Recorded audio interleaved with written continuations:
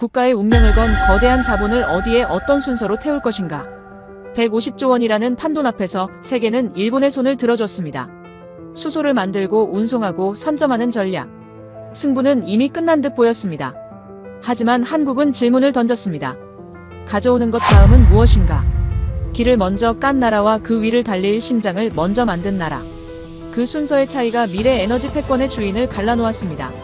일본의 20년 설계를 단숨에 무력화시킨 한국의 치명적인 역전극. 지금 시작합니다. 어디서 듣고 계신가요? 구독과 좋아요 잊지 마세요. 강의실 문을 열고 들어서는 순간 저는 이미 결심을 굳혔습니다. 오늘 이 강의는 제가 30년간 쌓아온 이론의 근간을 흔들 것이며 동시에 제 학자로서의 신념을 시험하는 자리가 될 것이라는 사실을 말이죠. 안녕하세요. 저는 알렉산더 크라우스입니다. 베를린 공대에서 에너지 전략을 가르치는 석좌 교수로 올해로 62세가 되었습니다. 지난 30년간 저는 단 하나의 명제를 학생들에게 가르쳐왔습니다. 에너지 패권은 공급망을 선점한 자가 가져간다는 것, 자원을 먼저 확보한 국가가 승자가 된다는 것이었죠. 석유 시대가 그랬고 천연가스 시대가 그랬으며 희토류 경쟁이 그랬습니다. 저는 데이터를 신봉하는 사람이고 냉철한 분석으로 진실을 밝혀내는 것이 학자의 본분이라 믿어왔습니다. 하지만 오늘 저는 그 이론을 수정해야 할 순간 앞에 서 있었습니다. 베를린 공대 에너지 전략 강의실은 언제나처럼 고요했지만 제 손끝은 미세하게 떨리고 있었습니다. 칠판 앞에 서서 학생들을 둘러보았습니다. 에밀리는 노트북을 열며 준비된 표정이었고 루카스는 팔짱을 낀 채 약간 회의적인 눈빛을 보내고 있었으며 하사는 평소처럼 계산기를 만지작거리고 있었습니다. 저는 천천히 입을 열었습니다. 수소는 이제 미래가 아니라 필연입니다. 2015년 파리기후 협약 이후 전 세계 195개국이 탄소 중립을 선언했고 유럽연합은 2050년까지 넷제로를 법제화했으며 미국은 인플레이션 감축법을 통해 3,690억 달러를 청정에너지에 쏟아붓기 시작했습니다. 화석 연료의 시대는 끝나가고 있었죠. 그렇다면 대안은 무엇일까요? 태양광과 풍력 같은 재생에너지가 있지만 이것들에는 치명적인 한계가 있습니다. 해가 지면 발전이 멈추고 바람이 불지 않으면 터빈이 서는 간헐성 문제 때문이죠. 더 큰 문제는 지금 시작되고 있는 AI 시대였습니다. 챗GPT 하나를 돌리는데 필요한 전력이 구글 검색의 10배이며 데이터 센터 한 곳이 소비하는 전력은 소도시 하나와 맞먹습니다. 그리고 이 데이터 센터들은 24시간 365일 단 1초도 멈출 수 없었죠. 배터리는 어떨까요? 현재 기술로 만들 수 있는 가장 큰 배터리로도 대형 발전소의 전력을 4시간밖에 저장하지 못합니다. 도시 하나를 하루 종일 돌리려면 축구장 수십 개 크기의 배터리가 필요하고 그 비용은 천문학적입니다. 결국 인류에게는 안정적이고 대용량이며 탄소를 배출하지 않는 에너지원이 절실했습니다. 그것이 바로 수소였습니다. 수소는 우주에서 가장 풍부한 원소이며 연소 시 물만 배출하고 액화하면 엄청난 에너지 밀도를 가지며 장기간 저장이 가능합니다. 재생에너지로 물을 전기분해하면 그린 수소를 만들 수 있고 천연가스에서 추출하면서 탄소를 포집하면 블루수소를 얻을 수 있죠. 이론적으로는 완벽한 에너지원이었습니다. 문제는 누가 이 거대한 전환의 중심에 서느냐였습니다. 저는 칠판에 단 하나의 국가명을 적었습니다. 대한민국이라고요. 강의실이 순식간에 술렁였습니다. 학생들의 표정에서 당혹감과 의아함이 뒤섞여 나타났고 몇몇은 서로 눈빛을 교환하며 제가 농담을 하는 건 아닌지 확인하려는 듯 했습니다. 에밀리의 눈썹이 살짝 올라갔고 루카스는 고개를 갸웃거렸으며 하사는 계산기를 내려놓고 제 얼굴을 뚫어지게 쳐다보기 시작했습니다. 저는 그들의 반응을 예상했기에 침착하게 말을 이어갔습니다. 여러분이 알고 있는 수소 경쟁 구도를 떠올려보세요. 일본은 천문학적 자금을 투입해 공급망을 선점하려 했고 유럽은 그린 수소 생산에 막대한 보조금을 쏟아부었으며 미국은 청정수소 허브 건설에 나섰고 중국은 생산 능력을 기하급수적으로 늘리고 있습니다. 전 세계가 수소 확보 경쟁에 뛰어든 상황이죠. 그런데 왜 제가 한국을 언급하느냐고요? 왜냐하면 수소 시대의 진짜 승부처는 여러분이 생각하는 것과 완전히 달랐기 때문입니다. 저는 지난 30년간 에너지 패권의 공식은 단순하다고 가르쳐왔습니다. 자원을 먼저 확보하라, 공급망을 선점하라, 규모를 키워라. 사우디아라비아가 석유로 세계 경제를 좌우할 수 있었던 이유가 그것이었고 러시아가 천연가스로 유럽을 압박할 수 있었던 이유도 그것이었으며 중국이 희토류로 첨단 산업에 목줄을 줄 수 있었던 것도 같은 논리였습니다. 하지만 2024년 9월 한국에서 일어난 일을 목격한 순간 저는 제 이론 전체를 다시 검토해야 한다는 사실을 깨달았습니다. 한국은 수소를 가장 많이 확보한 나라가 아니었습니다. 공급망을 가장 먼저 선점한 나라도 아니었죠. 하지만 한국은 전 세계가 풀지 못한 한 가지 문제를 해결했습니다. 바로 수소를 실제로 쓸 수 있게 만드는 것이었습니다. 이것은 단순한 기술 성공이 아니었습니다. 이것은 게임의 규칙 자체를 바꾼 사건이었죠. 제가 30년간 가르쳐온 공급망 선점 이론으로는 설명되지 않는 무언가가 그곳에서 일어나고 있었습니다. 에밀리가 손을 들었습니다. 그녀의 눈빛에는 제 말에 대한 강한 의구심이 담겨 있었고 노트북 화면에는 이미 일본 수소 프로젝트 관련 자료들이 띄워져 있었습니다. 일본 가와사키 중공업의 액화수소 운반선 수이소 프론티어호 사진, 150조 원. 투자 규모를 보여주는 그래프, 2030년까지의 수소 공급 로드맵이 화면을 가득 채우고 있었죠. 저는 그녀가 무슨 질문을 할지 정확히 알고 있었습니다. 왜냐하면 불과 3개월 전까지만 해도 저 역시 똑같은 논리로 일본의 전략을 옹호했었으니까요. 강의실 뒤편에서 루카스가 팔짱을 더 단단히 끼는 모습이 보였습니다. 터빈 설계를 전공하는 그는 아마도 수소 전소의 기술적 난이도를 누구보다 잘 알고 있을 것이고 그래서 더욱 의심스러운 표정을 짓고 있었죠. 하사는 계산기에서 손을 떼고 저를 주시하기 시작했습니다. 중동 국영 에너지 기업에서 파견된 그에게는 오직 하나만이 중요했습니다. 시장 규모와 수익성, 결국 돈이 되느냐는 것이었죠. 창밖으로는 베를린의 겨울 햇살이 차갑게 비쳐들었고 강의실 안은 묘한 긴장감으로 가득했습니다. 저는 이제 막 시작된 이 논쟁이 어디로 향할지 정확히 알고 있었습니다. 오늘 이 강의가 끝날 무렵 이 강의실에 있는 모든 사람의 에너지, 패권에 대한 인식은 완전히 달라져 있을 것입니다.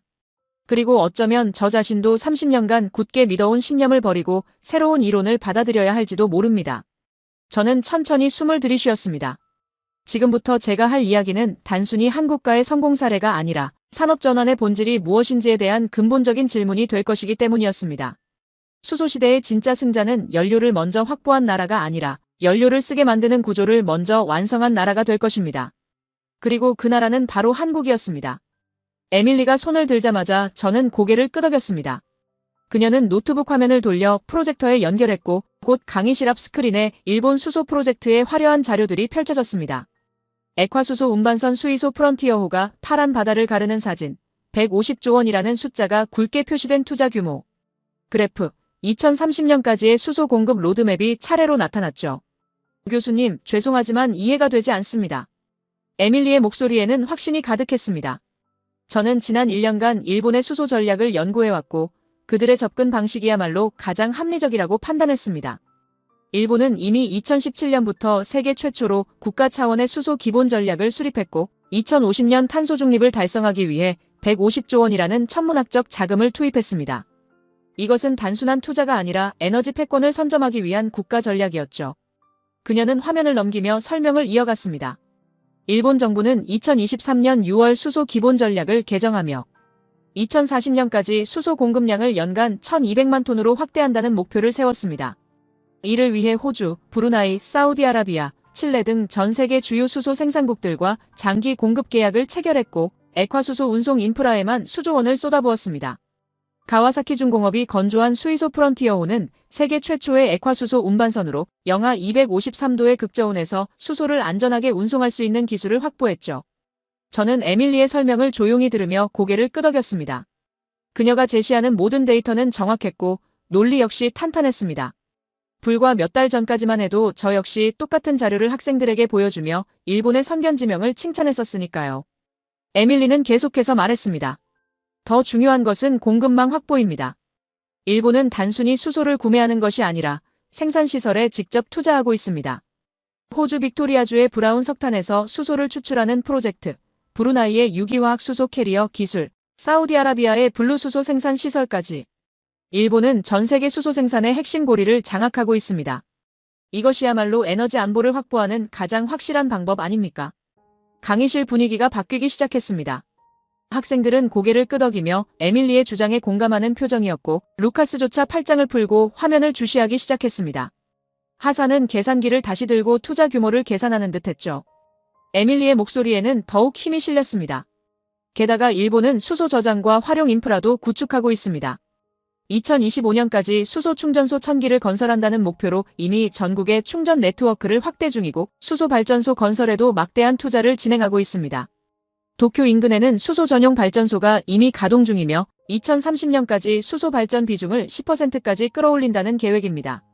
그녀는 잠시 숨을 고르더니 핵심을 찔렀습니다. 교수님께서 30년간 가르치신 것이 바로 이것 아닙니까? 에너지 패권은 공급망을 선점한 자가 가져간다고요. 석유 시대의 사우디아라비아가 천연가스 시대의 러시아가 그랬던 것처럼 수소 시대는 공급망을 먼저 확보한 일본이 주도할 것입니다. 한국이 아무리 발전소 기술이 뛰어나다 해도 정작 태울 수소가 없다면 무슨 소용입니까? 강의실은 조용했습니다. 에밀리의 논리는 완벽해 보였고 학생들은 제 반응을 기다리고 있었습니다. 저는 천천히 자리에서 일어나 칠판 앞으로 걸어갔습니다. 제 마음속에서는 묘한 감정이 일렁이고 있었죠.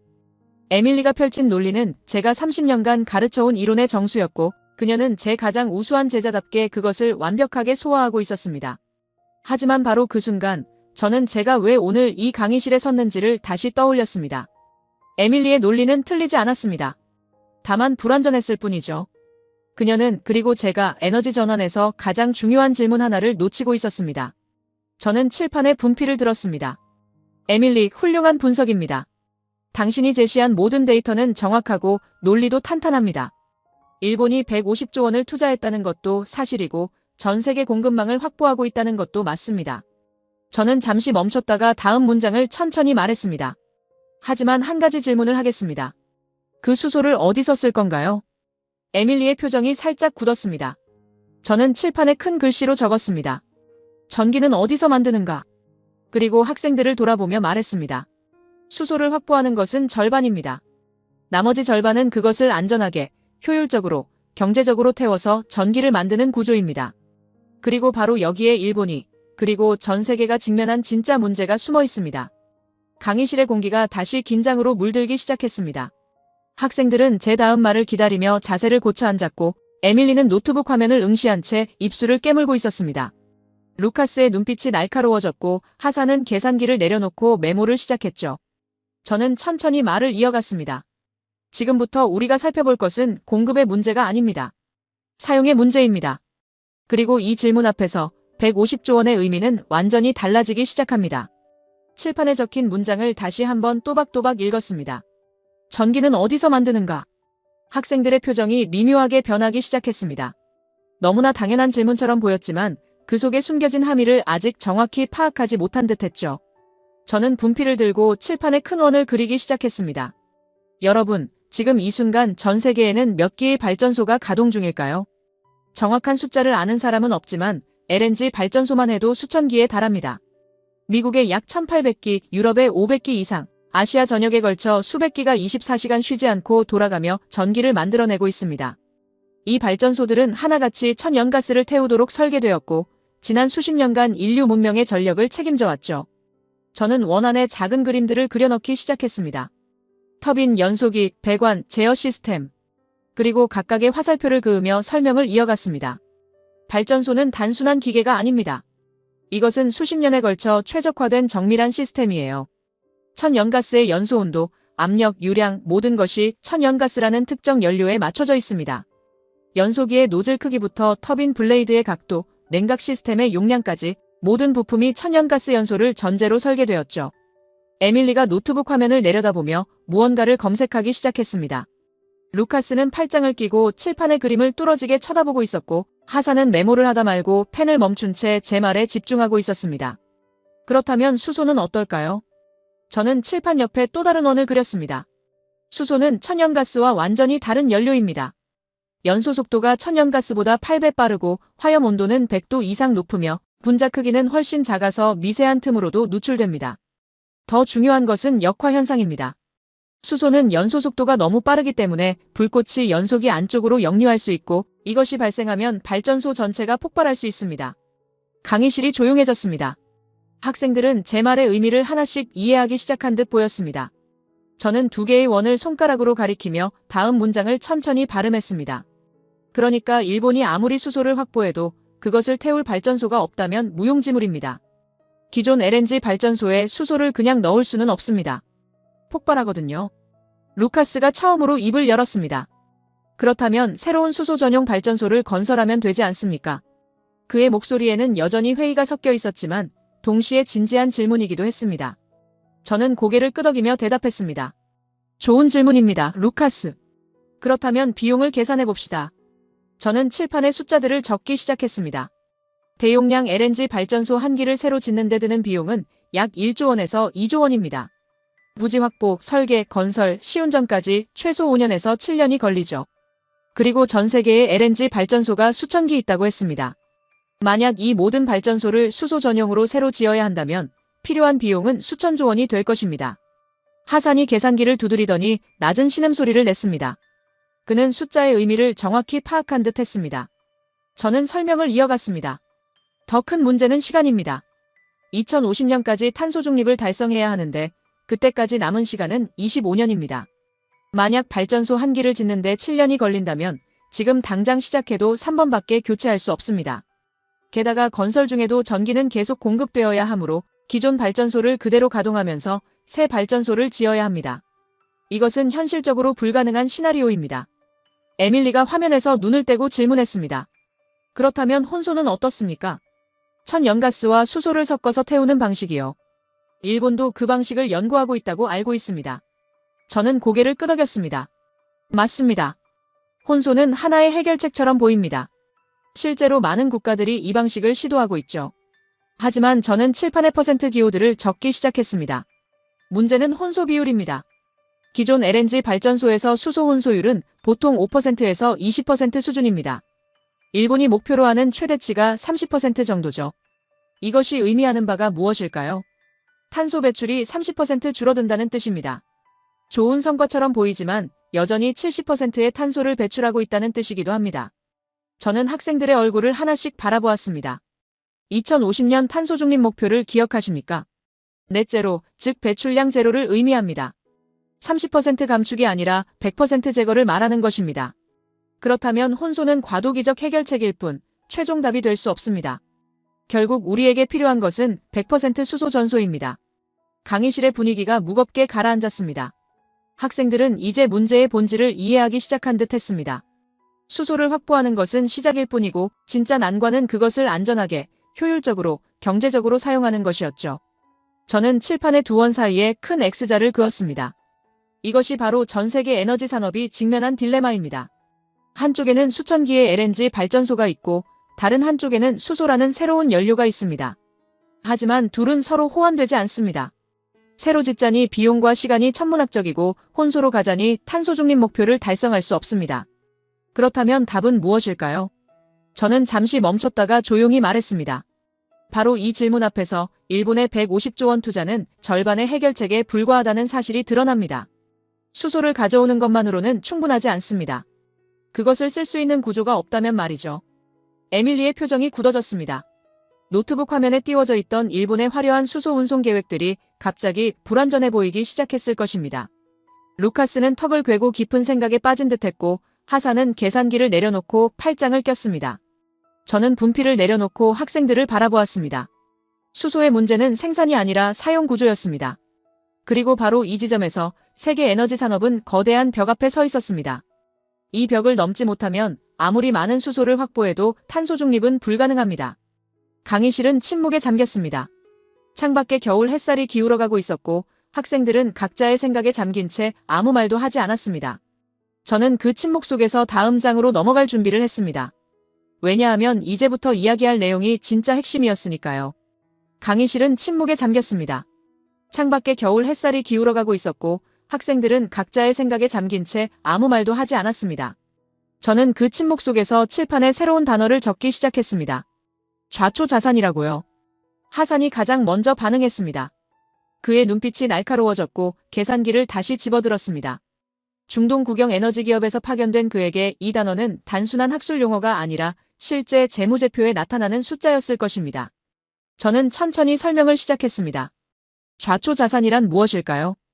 원래 가치가 있다고 평가받던 자산이 갑작스러운 환경 변화로 인해 가치를 상실하거나 부채로 전락하는 것을 의미합니다. 석탄 발전소가 대표적인 예죠. 불과 10년 전만 해도 석탄 발전소는 안정적인 수익을 보장하는 훌륭한 투자처였습니다. 하지만 탄소 중립 선언 이후 전 세계 석탄 발전소들은 하나둘씩 폐쇄 명령을 받기 시작했습니다. 저는 칠판에 숫자를 적었습니다. 한국의 경우 석탄 발전소 조기 폐쇄로 인한 손실액이 수조 원에 달했습니다. 아직 20년 이상 가동할 수 있었던 발전소들이 환경 규제로 인해 문을 닫아야 했고 그 시설에 투자했던 모든 자본이 한순간에 증발했죠. 은행 대출금은 남아있고 감가상각도 끝나지 않았는데 수익은 제로가 되어버린 것입니다. 에밀리가 조심스럽게 질문했습니다. 그런데 교수님, 석탄과 LNG는 다르지 않습니까? LNG는 천연가스니까 석탄보다 훨씬 깨끗하고 탄소 배출도 적은데요. 저는 고개를 끄덕이며 대답했습니다. 맞습니다, 에밀리. 그래서 지난 20년간 전 세계는 석탄에서 LNG로 전환하는데 막대한 투자를 했습니다. LNG는 과도기적 에너지원, 즉 석탄에서 재생에너지로 가는 중간 다리 역할을 할 것이라 믿었죠. 저는 칠판에 연도를 표시하기 시작했습니다. 2010년대 중반부터 전 세계적으로 LNG 발전소 건설 붐이 일어났습니다. 미국은 셰일가스 혁명으로 천연가스 생산량이 급증했고 유럽은 러시아산 가스 의존도를 낮추면서도 탄소 배출을 줄이기 위해 LNG 발전소를 대거 건설했으면 아시아 국가들 역시 석탄을 대체하기 위해 수백 기의 LNG 발전소에 투자했습니다. 그런데 문제가 생겼습니다. 저는 칠판에 큰 X자를 그었습니다. 2050년 넷제로 목표가 선언되면서 LNG 발전소의 수명 계산이 완전히 뒤바뀌어 버린 것입니다. 원래 발전소 한 기의 설계 수명은 30년에서 40년입니다. 2015년에 지은 발전소라면 2045년에서 2055년까지 가동될 것으로 예상했죠. 하지만 2050년 이후로는 화석 연료 사용이 사실상 불가능합니다. 탄소세, 배출권 가격, 환경 규제가 천문학적으로 올라가기 때문이죠. 루카스가 계산을 시작했습니다.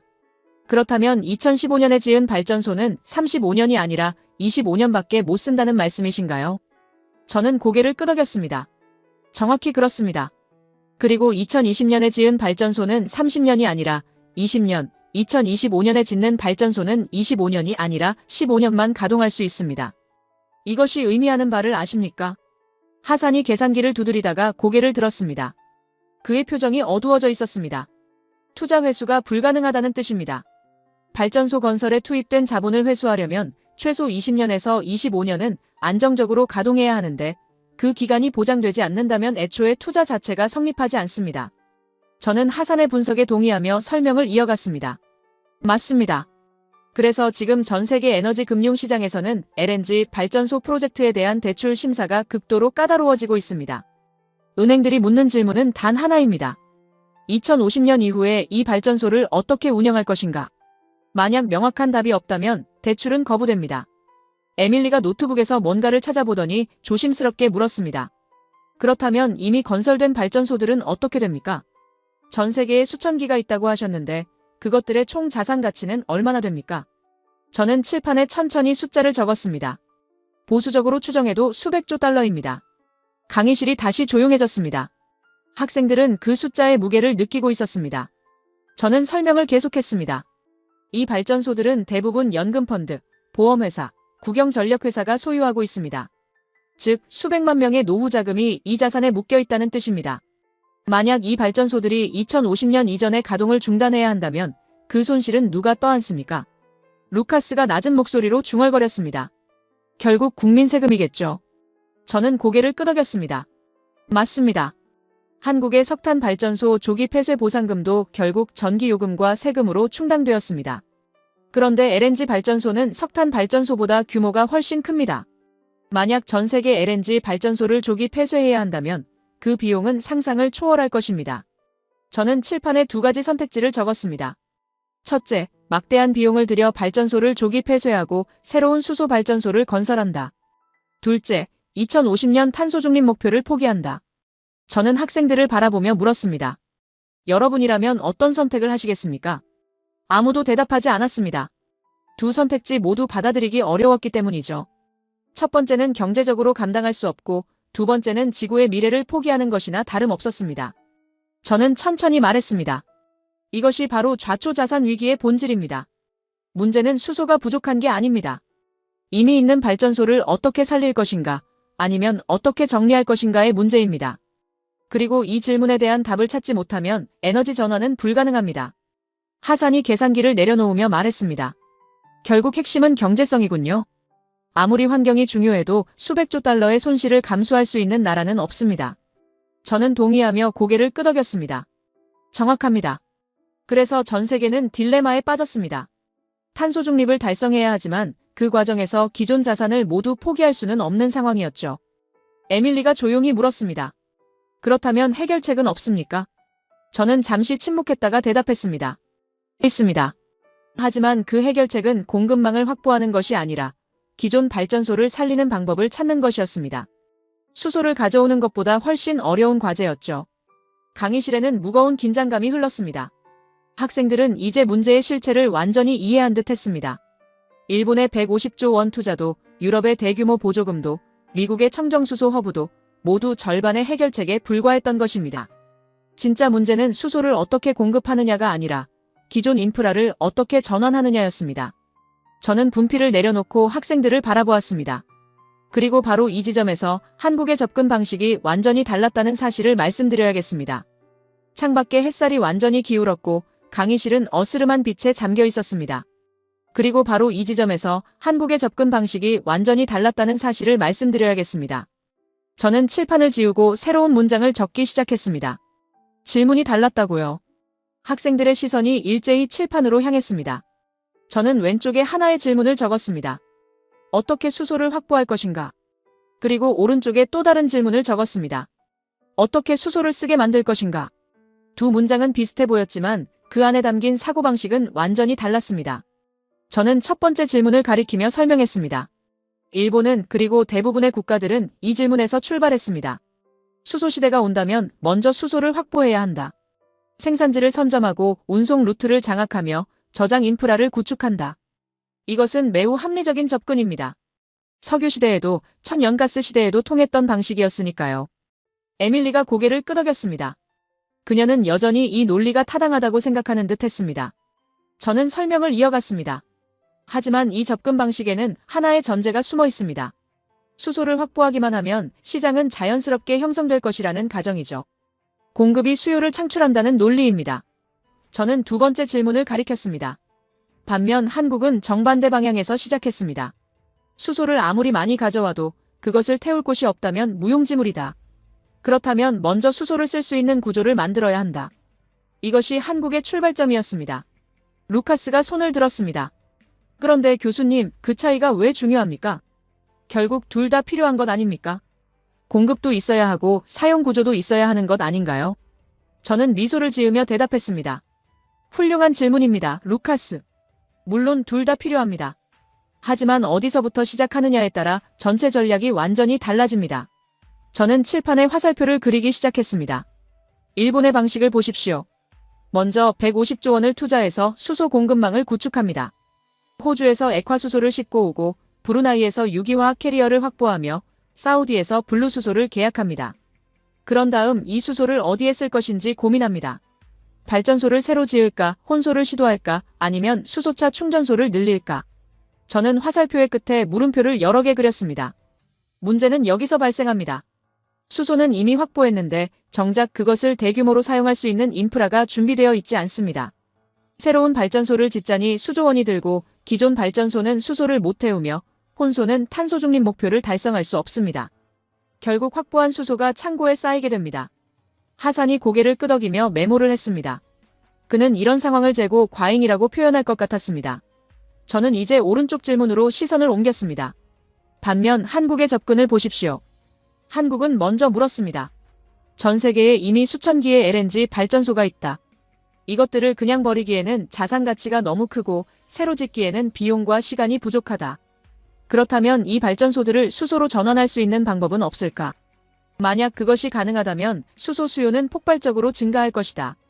에밀리가 노트북을 보며 조용히 물었습니다. 그런데 교수님, 아까 말씀하시길 기존 발전소에 수소를 그냥 넣으면 폭발한다고 하지 않으셨습니까? 저는 고개를 끄덕였습니다. 맞습니다. 그래서 한국은 다른 질문을 했습니다. 발전소 전체를 바꾸지 않고 일부만 바꿔서 수소를 태울 수는 없을까? 저는 칠판에 발전소 그림을 다시 그렸습니다. 발전소는 여러 부품으로 구성되어 있습니다. 터빈, 발전기, 냉각 시스템, 제어 장치, 송전 설비, 그리고 연소기. 저는 연소기 부분에 동그라미를 쳤습니다. 한국은 이렇게 생각했습니다. 문제가 되는 건 연소 부분이다. 수소는 천연가스보다 연소 속도가 빠르고 온도가 높으니까 연소기가 견디지 못하는 것이다. 그렇다면 연소기만 바꾸면 되지 않을까? 루카스가 눈을 크게 떴습니다. 그는 터빈 설계를 전공하는 만큼 이 아이디어의 의미를 즉시 파악한 듯 했습니다. 연소기만 교체한다는 말씀이십니까? 나머지 설비는 그대로 두고요. 저는 고개를 끄덕였습니다. 정확합니다. 터빈은 그대로, 발전기는 그대로, 송전망도 그대로. 오직 연소기만 수소에 맞게 새로 설계해서 교체하는 것입니다. 하산이 계산기를 다시 집어들었습니다. 그렇다면 비용이 획기적으로 줄어들겠군요. 발전소 전체를 새로 짓는 게 아니라 부품 하나만 교체하는 것이니까. 저는 동의하며 말했습니다. 맞습니다. 그리고 시간도 엄청나게 단축됩니다. 새 발전소 건설에 7년 걸리는 것과 달리 연소기 교체는 몇 개월이면 가능합니다. 게다가 발전소 가동을 중단할 필요도 없습니다. 정기 점검 기간에 교체하면 되니까요. 에밀리가 화면을 스크롤하며 무언가를 찾고 있었습니다. 그녀는 회의적인 표정으로 물었습니다. 하지만 교수님, 그게 정말 가능합니까? 수소는 아까 말씀하신 대로 폭발 위험이 있고 역화 현상도 있다고 하셨잖아요. 연소기만 바꾼다고 그 문제들이 다 해결됩니까? 저는 잠시 침묵했습니다. 에밀리의 질문은 핵심을 찔렀습니다. 이것이야말로 한국이 직면했던 가장 큰 기술적 도전이었으니까요. 저는 천천히 대답했습니다. 쉽지 않았습니다. 사실 거의 불가능에 가까웠죠. 전 세계 어느 나라도 성공하지 못했던 기술이었습니다. 저는 칠판의 퍼센트 수치들을 적기 시작했습니다. 대부분의 국가들이 도전한 혼소율을 보십시오. 일본 30%, 독일 25%, 미국 20%. 이것도 대단한 성과입니다. 하지만 한국은 다른 목표를 세웠습니다. 저는 100이라는 숫자를 크게 적었습니다. 100% 수소 전소. 강의실이 다시 조용해졌습니다. 학생들은 그 숫자의 의미를 이해하고 있었습니다. 30%와 100% 사이에는 단순한 수치 차이가 아니라 완전히 다른 차원의 기술적 난이도가 존재했습니다. 저는 설명을 이어갔습니다. 바로 여기서 한국과 일본의 전략이 갈라졌습니다. 일본은 수소를 먼저 확보하고 그것을 30%씩 조금씩 섞어 쓰는 방식을 택했습니다. 안전하고 현실적인 접근이죠. 하지만 한국은 달랐습니다. 한국은 100% 전소를 목표로 삼았고 그것을 달성하기 위해 기존 발전소 구조를 완전히 재설계하는 방향을 선택했습니다. 루카스가 중얼거렸습니다. 그건 엄청난 도박 아닙니까? 실패하면 투자한 돈이 다 날아가는데. 저는 고개를 끄덕였습니다. 맞습니다. 엄청난 위험이 따르는 선택이었죠. 하지만 성공한다면 그 파급력은 상상을 초월할 것이었습니다. 저는 칠판의 두 질문을 다시 가리켰습니다. 정리하겠습니다. 일본은 어떻게 가져올까를 고민했고 한국은 어떻게 쓰게 만들까를 고민했습니다. 일본은 공급망 확보에 150조 원을 쏟았고 한국은 사용구조 혁신에 집중했습니다. 일본은 30% 혼소를 목표로 했고 한국은 100% 전소를 목표로 했습니다. 하산이 조용히 말했습니다. 결국 시장 창출의 문제로군요. 일본은 공급을 만들어 놓고 시장이 생기길 기다렸지만 한국은 수요를 먼저 만들어서 시장을 강제로 형성시킨 것입니다. 저는 미소를 지었습니다. 정확한 분석입니다. 하산. 에밀리가 노트북을 닫으며 물었습니다. 그렇다면 한국은 어떻게 그 불가능해 보이는 기술을 완성했습니까? 저는 칠판에 마지막 문장을 적었습니다. 그것이 바로 다음 이야기입니다.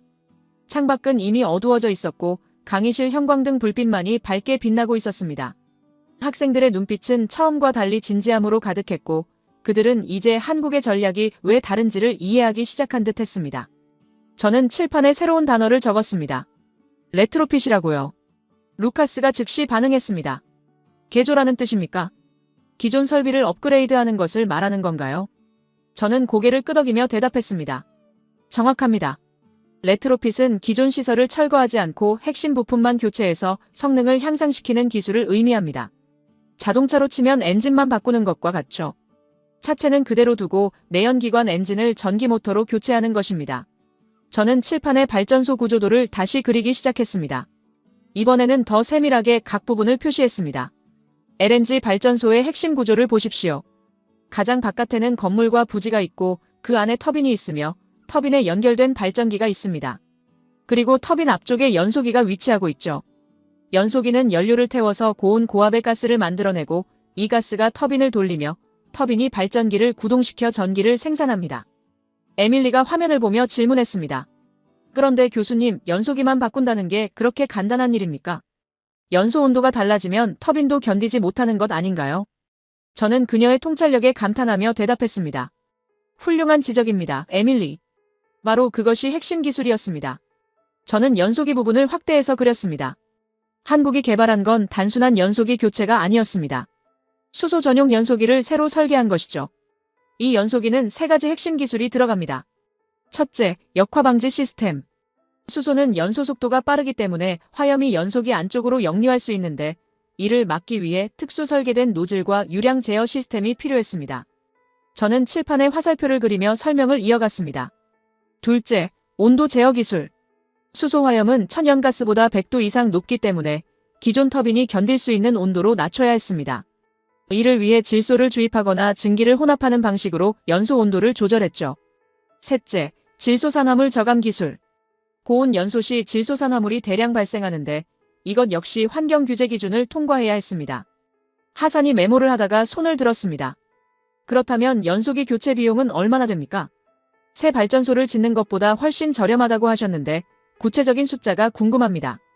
저는 칠판에 숫자를 적기 시작했습니다. 새로운 수소 발전소를 건설하는 비용이 발전소 한 기당 약 1조 원에서 2조 원이라고 했습니다. 반면 레트로핏 방식은 연소기와 관련 제어 시스템만 교체하므로 비용이 약 1,000억 원에서 2,000억 원 수준입니다. 저는 두 숫자 사이에 화살표를 그었습니다. 10분의 1 수준이죠. 그리고 공사기간도 7년이 아니라 6개월에서 1년이면 충분합니다. 루카스가 눈을 빛냈습니다. 경제성이 완전히 다르네요. 그렇다면 전 세계 LNG 발전소를 모두 레트로핏으로 전환한다면 새로 짓는 것보다 수천조 원을 절약할 수 있다는 말씀이십니까? 저는 고개를 끄덕였습니다. 정확합니다. 그리고 더 중요한 것은 시간입니다. 2050년까지 25년밖에 남지 않았는데 모든 발전소를 새로 지을 시간이 없습니다. 하지만 레트로핏 방식이라면 가능합니다. 에밀리가 조심스럽게 물었습니다.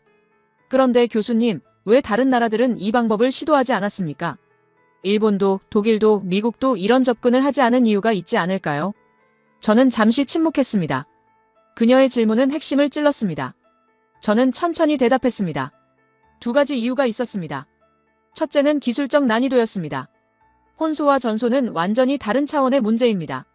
30% 혼소는 기존 연소기를 약간 수정해서 가능하지만 100% 전소는 연소기 전체를 새로 설계해야 합니다. 수소만으로 안정적인 연소를 유지하면서 동시에 역화를 방지하고 온도를 제어하며 질소산화물을 줄이는 것. 이 모든 조건을 동시에 만족시키는 건 거의 불가능에 가까웠습니다. 저는 칠판의 실패 사례들을 나열하기 시작했습니다. 실제로 여러 나라에서 시도했지만 실패했습니다. 독일의 한 연구소는 수소 전소 실험 중 역화 현상으로 연소기가 파손되었고, 일본의 어느 프로젝트는 질소산화물 배출이 기준치를 초과해서 중단되었으며, 미국의 시범 사업은 연소 불안정으로 인해 터빈 효율이 급격히 떨어졌습니다. 루카스가 진지한 표정으로 물었습니다. 그렇다면 한국은 어떻게 성공했습니까? 저는 미소를 지으며 대답했습니다. 그것이 두 번째 이유와 연결됩니다. 바로 관점의 차이였습니다. 저는 칠판에 두 가지 접근 방식을 적었습니다. 대부분의 국가들은 이렇게 생각했습니다. 수소 연소기를 개발하자. 즉, 완전히 새로운 기술을 만들어내는 것에 집중했죠. 하지만 한국은 다르게 접근했습니다. 기존 LNG 발전소를 어떻게 살릴 것인가? 이미 있는 터빈, 발전기, 송전망을 최대한 활용하면서 수소를 태울 수 있는 방법을 찾은 것입니다. 하산이 고개를 끄덕이며 말했습니다. 결국 자산 보존의 관점이군요. 기술 개발이 아니라 기존 자산을 어떻게 전환할 것인가의 문제로 본 거네요. 저는 동의하며 설명을 이어갔습니다. 정확합니다. 그리고 이 관점의 차이가 기술 개발 방향을 완전히 바꿨습니다. 저는 칠판에 한국의 개발 과정을 적기 시작했습니다. 한국은 먼저 기존 발전소의 모든 부품을 분석했습니다. 터빈은 몇 도까지 견딜 수 있는지, 배관은 수소 압력을 감당할 수 있는지, 제어 시스템은 어떻게 조정해야 하는지, 그리고 그 제약 조건 안에서 작동할 수 있는 연소기를 역설계했습니다. 즉, 연소기를 먼저 만들고 발전소에 맞춘 것이 아니라 발전소에 맞는 연소기를 설계한 것이죠. 에밀리가 놀란 표정으로 물었습니다. 그렇다면 한국은 각 발전소마다 다른 연소기를 설계했다는 말씀이신가요? 저는 고개를 끄덕였습니다. 초기에는 그랬습니다. 각 발전소의 특성에 맞춘 맞춤형 연소기를 개발했죠. 하지만 점차 표준화가 진행되면서 주요 터빈 모델별로 호환 가능한 연소기 라인업을 구축했습니다. 루카스가 감탄하며 말했습니다. 그건 엄청난 작업량이었겠습니다. 저는 동의하며 대답했습니다. 맞습니다.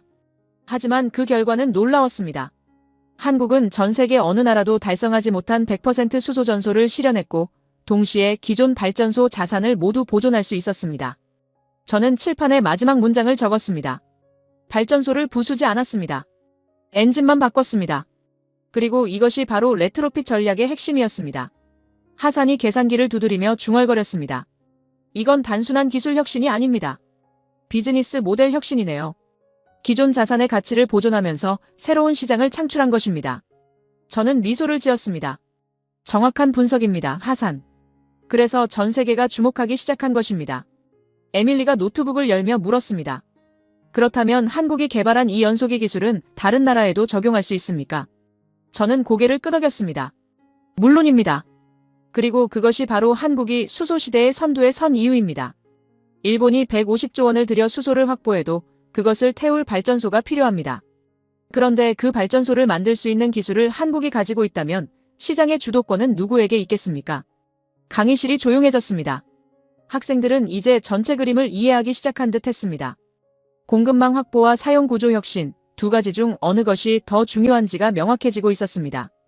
저는 분필을 내려놓고 말했습니다. 하지만 레트로핏 전략만으로는 충분하지 않았습니다. 진짜 게임 체인저는 따로 있었습니다. 창밖은 완전히 어두워져 있었고 강의실 안은 집중된 침묵으로 가득했습니다. 하지만 레트로핏 전략만으로는 충분하지 않았습니다. 진짜 게임 체인저는 따로 있었습니다. 저는 칠판에 새로운 숫자들을 적기 시작했습니다. 루카스가 앞으로 몸을 기울이며 집중했습니다. 그는 터빈 설계 전공자답게 이제부터 나올 이야기가 기술의 핵심이라는 것을 알고 있었습니다. 저는 칠판 왼쪽에 59.5%라고 적고 오른쪽에 100%라고 적었습니다. 2024년 2월 한국 서부발전은 태안화력 9호기에서 첫 번째 시도를 시작했습니다. 목표는 59.5% 수소 혼소였죠. 천연가스 40.5%와 수소 59.5%를 섞어서 태우는 것이었습니다. 이것만 해도 세계적으로 높은 수준이었습니다. 대부분의 국가들이 20%에서 30% 수준에 머물러 있었으니까요. 에밀리가 질문했습니다. 왜 하필 59.5%였습니까? 60%가 아니라요. 저는 미소를 지으며 대답했습니다. 좋은 질문입니다. 그것은 계산된 숫자였습니다. 연구팀이 시뮬레이션을 수백 번 돌린 결과 59.5%가 기존 터빈이 안정적으로 견딜 수 있는 한계치였기 때문이죠. 1%라도 더 올리면 진동이 발생하고 연소 불안정이 시작될 수 있었습니다. 저는 설명을 이어갔습니다. 2024년 2월 첫 점화가 이루어졌습니다. 연구진들은 숨을 죽이고 모니터를 지켜봤죠. 연소기에 불이 붙고 터빈이 돌아가기 시작했으며 발전기가 전기를 만들어냈습니다. 초기 데이터는 안정적이었습니다. 온도, 압력, 진동, 모든 수치가 정상 범위 안에 있었죠. 하산이 메모를 하며 물었습니다. 그렇다면 성공한 겁니까? 저는 고개를 저었습니다. 아직 아닙니다. 진짜 시험은 지금부터였습니다. 발전소는 24시간 365일 돌아가야 합니다. 몇 시간 작동하는 것과 몇 달간 안정적으로 가동하는 건 완전히 다른 문제죠. 저는 칠판에 타임라인을 그리기 시작했습니다. 2월부터 5월까지 3개월간 59.5% 혼소 운전이 계속되었습니다. 그 과정에서 수많은 문제들이 발견되었죠. 특정 부하 구간에서 진동이 증가한다거나 야간 온도가 떨어지면 연소 효율이 낮아진다거나 습도가 높은 날 질소산화물 배출이 증가하는 등의 문제들이었습니다. 루카스가 고개를 끄덕였습니다. 실제 운전 데이터를 모으는 과정이었군요. 저는 동의하며 말했습니다. 정확합니다. 실험실이 아닌 실제 발전소에서 실제 전력망에 연결된 상태로 운전하면서 데이터를 축적한 것입니다. 그리고 그 데이터를 바탕으로 연소기와 제어 시스템을 계속 개선해 나갔죠. 저는 타임라인에 다음 지점을 표시했습니다. 2024년 6월, 한국은 다음 단계로 넘어갔습니다. 75% 혼소 테스트였죠. 이제 천연가스는 25%만 남기고 나머지 75%를 수소로 채웠습니다. 저는 학생들을 바라보며 말했습니다. 이 구간이 가장 위험했습니다. 에밀리가 긴장한 표정으로 물었습니다. 왜 위험했습니까? 저는 칠판에 화학식을 적기 시작했습니다. 수소 비율이 75%를 넘어가면 연소 특성이 천연가스보다 수소에 가까워집니다. 연소 속도가 급격히 빨라지고 화염 온도가 치솟으며 역화 위험이 기하급수적으로 증가하죠. 실제로 6월 초 첫 테스트에서 역화 징후가 감지되었고 즉시 가동을 중단해야 했습니다. 강의실이 조용해졌습니다. 학생들은 그 순간의 긴박함을 상상하고 있었습니다. 저는 설명을 이어갔습니다. 연구진은 다시 돌아가서 연소기 노즐 각도를 0.5도 조정했습니다. 연료 분사 압력을 3% 높였고 냉각 공기 유량을 미세하게 조절했습니다. 그리고 일주일 후 다시 시도했죠. 하산이 조용히 말했습니다. 엄청난 인내심이 필요했겠군요. 저는 고개를 끄덕였습니다. 맞습니다. 이것은 단순한 기술 개발이 아니라 끈질긴 실험과 개선의 반복이었습니다. 그리고 마침내 6월 말 75% 혼수 안정화에 성공했습니다. 저는 타임라인의 다음 단계를 표시했습니다. 2024년 7월부터 8월, 한국은 마지막 도전을 시작했습니다. 100% 수소 전소였죠. 이제 천연가스는 완전히 제거하고 오직 수소만으로 터빈을 돌리는 것이었습니다. 루카스가 숨을 죽이며 물었습니다. 그게 가능했습니까? 아까 말씀하시길 전 세계 어느 나라도 성공하지 못했다고 하셨는데요. 저는 잠시 침묵했다가 천천히 대답했습니다. 2024년 9월 17일 태안화력 9호기는 인류 역사상 최초로 대용량 LNG 발전소에서 100% 수소 전소를 달성했습니다. 저는 칠판에 그날의 데이터를 적기 시작했습니다. 출력 400메가와트, 연속 운전 72시간, 터빈 효율 98.2%, 연소 안정성 정상 범위 유지.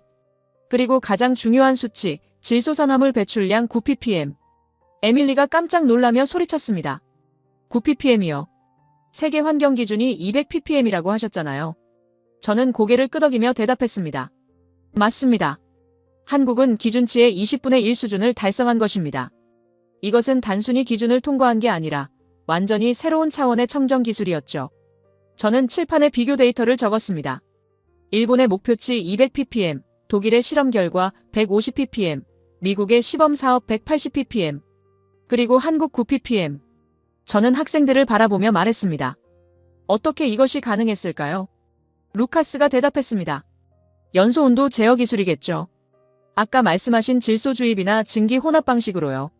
저는 미소를 지으며 말했습니다. 부분적으로 맞습니다. 하지만 한국이 개발한 건 그 이상이었습니다. 저는 칠판에 새로운 다이어그램을 그렸습니다. 한국 연구진은 다층 연소 시스템을 개발했습니다. 연소기를 여러 구역으로 나누고 각 구역마다 온도와 압력을 다르게 설정한 것이죠. 1차 연소 구역에서는 낮은 온도로 천천히 태우고 2차 구역에서 온도를 높이며 3차 구역에서 완전 연소를 달성합니다. 이렇게 단계적으로 연소하면 질소산화물 생성을 최소화하면서도 높은 효율을 유지할 수 있었습니다. 하산이 감탄하며 말했습니다. 그건 완전히 새로운 연소 이론 아닙니까? 저는 고개를 끄덕였습니다. 맞습니다. 한국은 단순히 부품을 교체한 것이 아니라 연소과학의 새로운 영역을 개척한 것입니다. 그리고 그 결과는 놀라웠죠. 저는 칠판의 마지막 타임라인을 그렸습니다. 2024년 9월 17일 첫 성공 이후 10월까지 연속 운전 시간을 늘려갔습니다. 72시간, 일주일, 2주, 한 달. 그리고 마침내 안정적인 상업 운전이 가능하다는 것이 증명되었습니다. 에밀리가 노트북을 보며 말했습니다. 이건 단순한 기술 성공이 아니네요. 전 세계 에너지 산업의 판도를 바꿀 수 있는 혁신입니다. 저는 동의하며 대답했습니다. 정확합니다. 왜냐하면 이제 전 세계 수천 기의 LNG 발전소가 수소로 전환될 수 있다는 가능성이 열렸으니까요. 루카스가 계산을 하며 말했습니다. 그렇다면 좌초자산 위기가 해결되는 건가요? 발전소를 폐쇄하지 않아도 되고 새로 짓지 않아도 되며 그냥 연소기만 교체하면 탄소 중립을 달성할 수 있다면요. 저는 고개를 끄덕였습니다. 바로 그것입니다. 한국이 만든 건 단순한 기술이 아니라 해결책이었습니다. 하산이 조용히 말했습니다. 이제 일본의 150조 원 투자가 다르게 보이기 시작하네요. 수소를 확보해도 태울 곳이 없었는데 이제 한국 기술을 쓰면 기존 발전소를 모두 활용할 수 있습니다. 결국 시장의 주도권은 기술을 가진 쪽에 있는 거군요. 저는 칠판에 마지막 문장을 적었습니다. 한국은 7개월 만에 59.5%에서 100%로 불가능을 가능으로 만들었습니다. 그리고 질소산화물 9ppm이라는 세계 기록을 세웠습니다. 에밀리가 노트북을 닫으며 조용히 말했습니다. 저는 잘못 생각하고 있었습니다. 공급망이 전부가 아니었네요. 저는 그녀를 부드럽게 바라보며 대답했습니다. 당신만 그렇게 생각한 게 아닙니다. 저 역시 30년간 그렇게 가르쳐 왔으니까요. 학생들은 각자의 생각에 빠져 있었고 저는 이제 마지막 결론을 이야기할 시간이 되었다는 것을 알고 있었습니다. 저는 천천히 칠판으로 걸어가 오늘 강의 내내 적어왔던 모든 내용을 지우기 시작했습니다. 깨끗해진 칠판 앞에서 저는 한참을 서 있었습니다. 62년을 살아오면서 그중 30년을 에너지 패권 이론을 가르치며 보낸 제 인생이 지금 이 순간 새로운 국면을 맞이하고 있었습니다. 손에 쥔 분필이 미세하게 떨리고 있었지만 저는 더 이상 주저하지 않았습니다. 저는 칠판에 단 하나의 문장을 적었습니다. 나는 틀렸다. 학생들이 일제히 고개를 들었습니다. 에밀리의 눈이 커졌고 루카스는 숨을 멈춘 듯 보였으며 하산은 계산기를 내려놓고 저를 응시했습니다. 저는 그들을 천천히 둘러보며 말을 이어갔습니다. 나는 30년 동안 여러분에게 그리고 수천 명의 학생들에게 하나의 진리를 가르쳐왔습니다. 에너지 패권은 공급망을 선점한 자가 가져간다고 말이죠. 사우디아라비아를 보라, 러시아를 보라, 중국을 보라. 자원을 먼저 확보하고 운송 루트를 장악하며 저장시설을 구축한 자들이 승자가 되었다고 가르쳤습니다. 저는 칠판에 그동안의 역사를 간단히 적었습니다. 1970년대 오일 쇼크, 사우디의 석유 패권, 2000년대 러시아의 가스 전쟁, 유럽 에너지 위기, 2010년대 중국의 히토류 독점, 첨단 산업 장악. 저는 이 모든 사례를 분필로 가리키며 말했습니다. 이것들은 모두 사실입니다. 부인할 수 없는 역사적 증거들이죠. 그래서 저는 일본의 전략이 옳다고 믿었습니다. 150조 원을 투자해서 수소 공급망을 선점하는 것, 그것이야말로 합리적인 접근이라고 판단했습니다. 에밀리, 당신이 오늘 제시한 논리는 제가 30년간 가르쳐온 이론의 정수였습니다. 그리고 저는 당신을 자랑스럽게 생각합니다. 왜냐하면 당신은 제 가르침을 완벽하게 이해하고 있었으니까요. 에밀리가 고개를 숙였습니다. 그녀의 눈가가 붉어지고 있었습니다. 저는 부드럽게 말을 이어갔습니다. 하지만 오늘 저는 그 이론을 수정해야 합니다. 왜냐하면 한국이 보여준 것은 완전히 다른 패러다임이었기 때문입니다. 저는 칠판을 가로지르는 선을 그었습니다. 왼쪽에는 과거라고 적고 오른쪽에는 미래라고 적었습니다. 과거의 에너지 패권은 자원 확보의 게임이었습니다. 석유가 묻혀있는 땅을 차지하고 가스관을 먼저 깔며 광산을 선점하는 것. 공급을 장악하면 수요는 따라올 수밖에 없었죠. 왜냐하면 대체제가 없었기 때문입니다. 저는 미래 쪽을 가리켰습니다. 하지만 수소 시대는 다릅니다.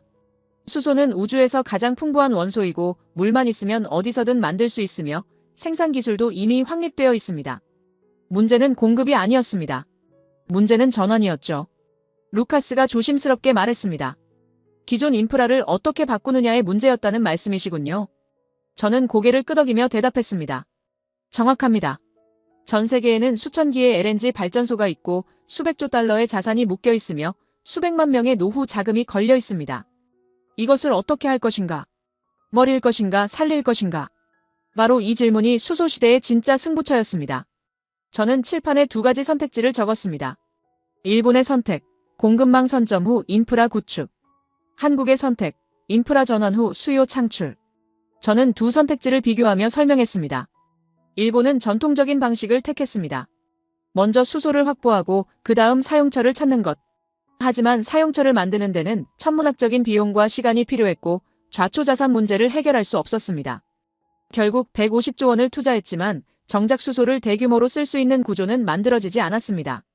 반면 한국은 역발상을 했습니다. 먼저 기존 발전소를 수소로 전환할 수 있는 기술을 개발하고 그것이 가능해지면 수소 수요는 자연스럽게 폭발할 것이라고 본 것이죠. 그리고 실제로 그렇게 되었습니다. 한국이 100% 전소에 성공한 순간 전 세계 모든 LNG 발전소가 잠재적 수소 시장으로 바뀌었습니다. 하산이 메모를 하며 말했습니다. 결국 시장 설계의 문제였군요.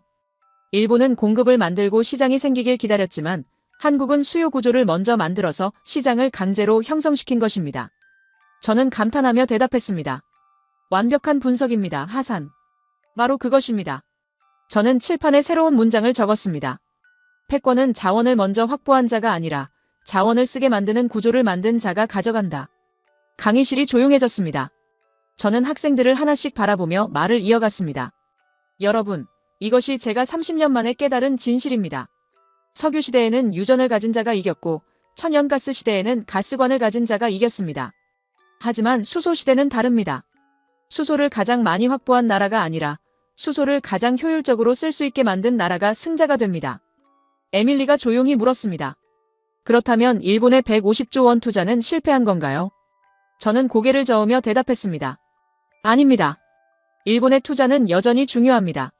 수소 공급망은 반드시 필요하니까요. 다만 그것만으로는 충분하지 않다는 것입니다. 공급과 사용, 둘 다 필요하지만 사용 구조를 먼저 만든 쪽이 게임의 규칙을 정하게 됩니다. 루카스가 말했습니다. 그렇다면 이제 일본도 한국의 기술이 필요하겠네요.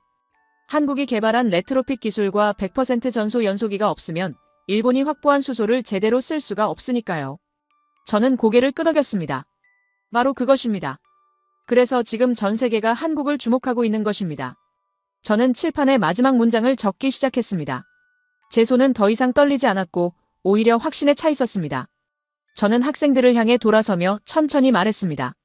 나는 30년 동안 공급망이 먼저라고 가르쳤습니다. 자원을 확보하고 운송 루트를 장악하며 저장 시설을 구축하라고 말했습니다. 그것이 에너지 패권을 잡는 길이라고 믿었습니다. 그러나 오늘 수정합니다. 패권은 자원을 먼저 확보한 자가 아니라 자원을 쓰게 만드는 구조를 만든 자가 가져갑니다. 공급망을 장악하는 것보다 사용 구조를 설계하는 것이 더 중요합니다. 시장을 기다리는 것보다 시장을 창출하는 것이 더 강력합니다. 이번에는 한국입니다. 강의실은 완전한 침묵에 잠겼습니다. 에밀리는 눈물을 닦고 있었고 루카스는 깊은 생각에 빠져 있었으며 하산은 계산기를 내려놓은 채 저를 바라보고 있었습니다. 창밖의 어둠은 완전히 내려앉았고 베를린의 밤은 고요했습니다. 저는 분필을 내려놓고 천천히 말했습니다. 오늘 강의는 여기까지입니다. 여러분이 오늘 배운 것은 단순히 한국의 성공 사례가 아닙니다. 산업전환의 본질이 무엇인지, 패권이 어떻게 이동하는지, 그리고 학자로서 우리가 어떻게 진실 앞에 겸손해야 하는지였습니다. 저는 가방을 들고 강의실을 나서려다 멈춰섰습니다. 그리고 마지막으로 한마디를 덧붙였습니다. 에밀리, 당신의 논리는 틀리지 않았습니다. 다만 불완전했을 뿐입니다. 루카스, 당신의 기술적 의심은 정당했습니다. 그것이 바로 과학적 태도니까요.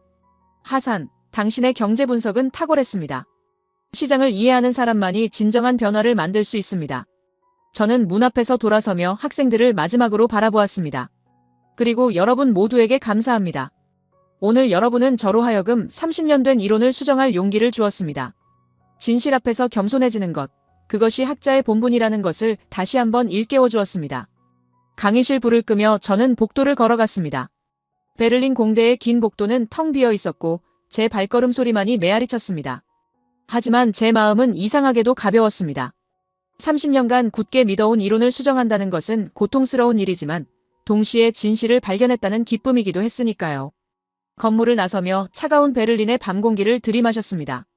하늘에는 별이 총총했고 저 멀리 한국에서는 아마도 태안화력 9호기가 여전히 100% 수소로 전기를 만들어내고 있을 것입니다. 수소시대의 새벽이 밝아오고 있었고 그 중심에는 누구도 예상하지 못했던 이름이 서 있었습니다. 대한민국. 저는 미소를 지으며 집으로 향하는 길을 걸었습니다. 내일부터 다시 쓰기 시작할 교재에는 새로운 장이 추가될 것입니다. 그리고 그 장의 제목은 이렇게 될 것입니다. 수소시대, 구조가 공급을 이긴 날.